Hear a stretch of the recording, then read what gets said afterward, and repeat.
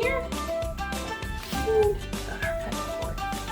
So then while the chicken goes, I usually like to start on my other dishes. So for the pico de gallo, you can get one of these pre-done containers at most stores, pico de gallo. For this particular individual who likes this recipe, they don't like the jalapeno that they put in there.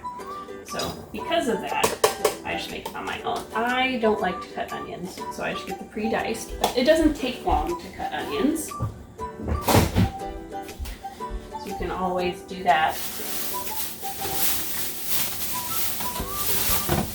But for 6 servings, I do one thing of the pre-cut onions for these little guys, these little fine tomatoes.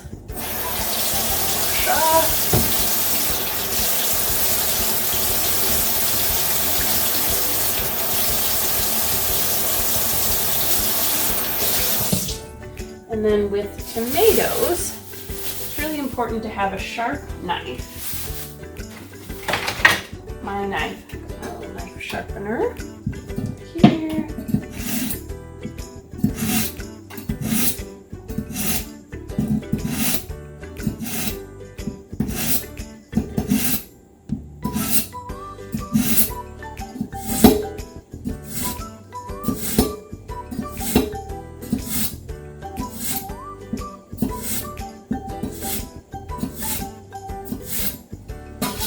Sharpeners, I usually have a coarse and a fine. I usually do 10 swipes of each, especially before I cut tomatoes. And then I always make sure clean my knife really well. And I'm ready to go. So I'm going to stick the chicken in the oven first since it's right on time. Always be careful of the hot oven. Go. A large chicken breast like this is going to take about 16 minutes. I'm going to set the timer on here.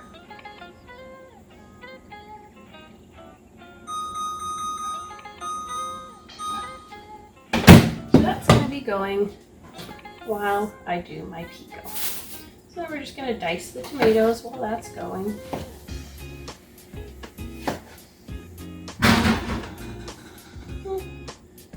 That's just the sound of the baking tray. Sometimes they make noise and change a little shape. That particular one is quite old, so it changes shape a little more often.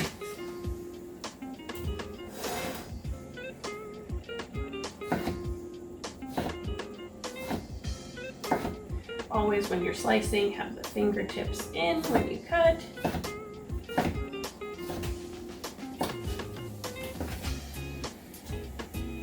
I don't have a bunch of tips and tricks for the kitchen. I do know a few safety precautions, so we'll stick with those.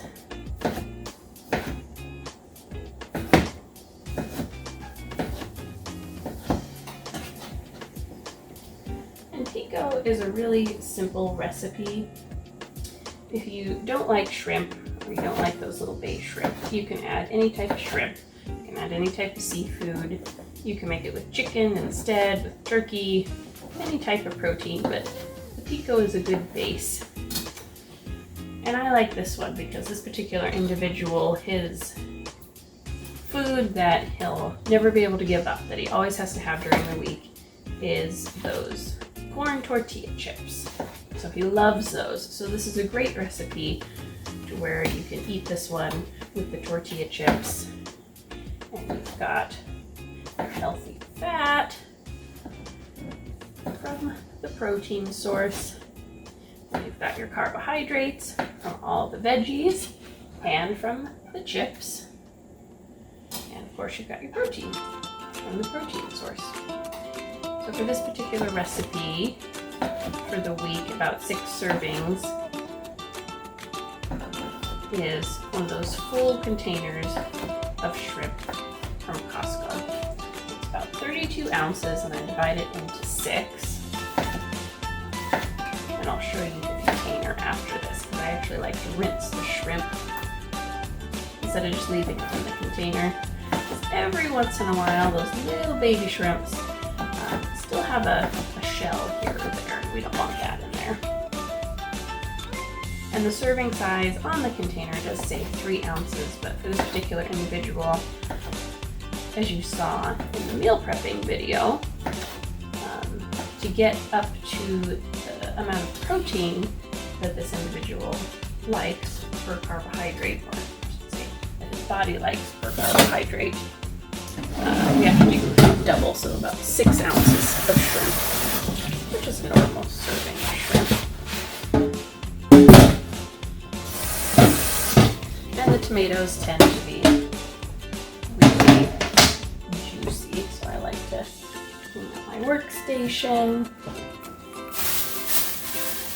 Now we're going to move on to cilantro and lime.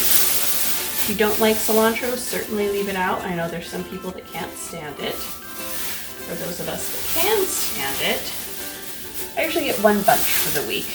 And I use half for this, and I'm going to put half in my other bowl for my tuna recipe.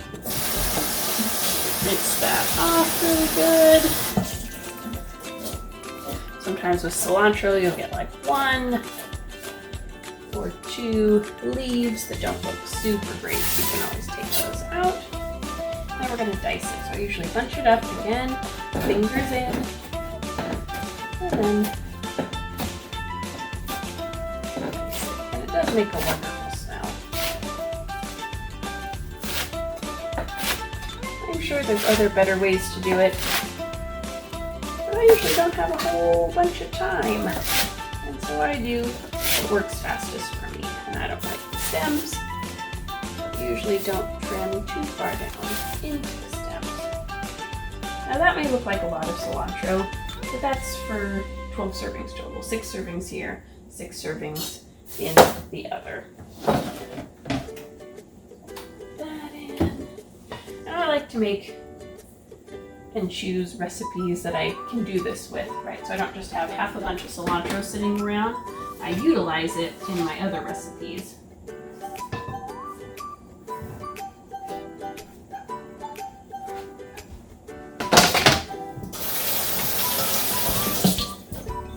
And then my last ingredient for this is going to be my lime. I usually like to leave the little bags here just for any other ingredients or the garbage. I just hand squeeze it, otherwise it can get a little too juicy by the end of the week. I've got my Tupperwares here. And anytime I see a spill and a little cilantro juice, I always just wipe that up right away. And then in here, take my spoon and mix it really well.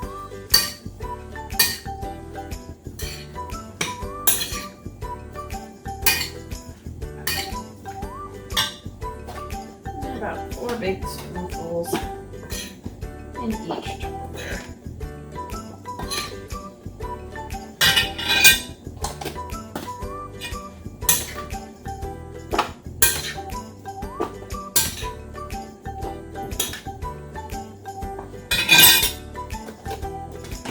Even it out at the end too, if they start to look uneven.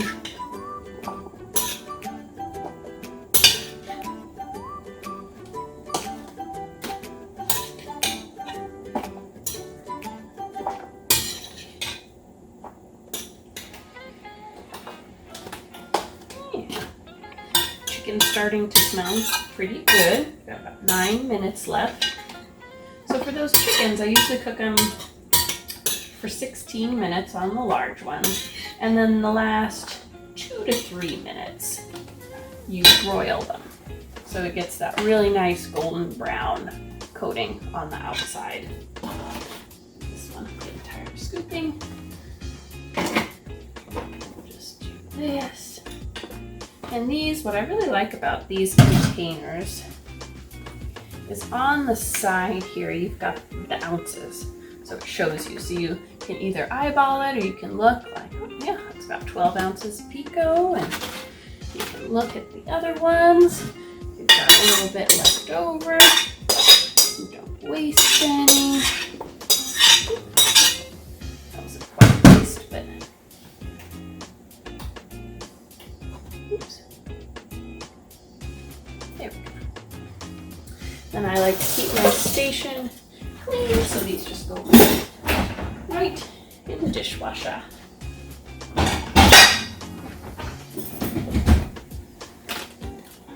And then these, just put the lid on and stick them in the fridge.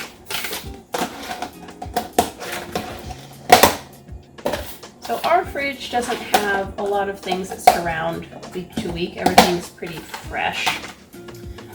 So the whole middle shelf is usually dedicated to this person's food.